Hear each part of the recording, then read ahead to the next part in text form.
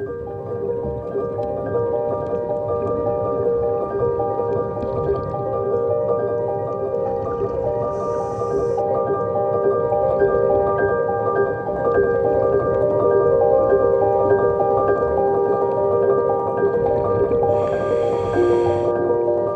a collaborative effort between MER and the Greek NGO iSea.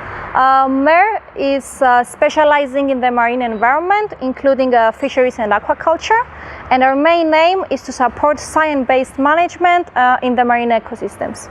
The problem that the SAFE-Guitarfish project aims to address is the severe population declines of the guitarfish species in the Mediterranean, particularly of the black-chin guitarfish, Glaucostegus chemiculus, and the common guitarfish, Rhinovatos rhinovatos.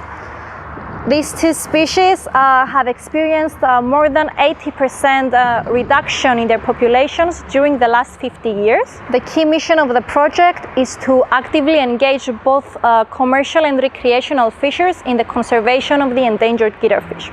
In order to achieve the goals of the project, we are organizing workshops with fishers to educate them about the significance of guitarfish, about the threats they're facing, and about proper handling techniques, and also how to report their observations and become citizen scientists.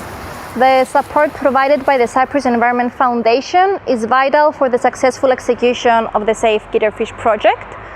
SAFE is providing us with the necessary funding to conduct fishing expeditions to tag guitarfish, organize workshops, and enhance our public awareness campaigns.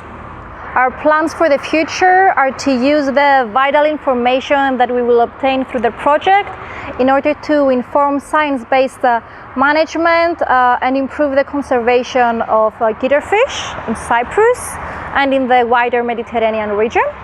We would also like to continue our field expeditions and continue a long-term monitoring of guitarfish populations in order to enhance our knowledge regarding the biology, the ecology, and the distribution of the species.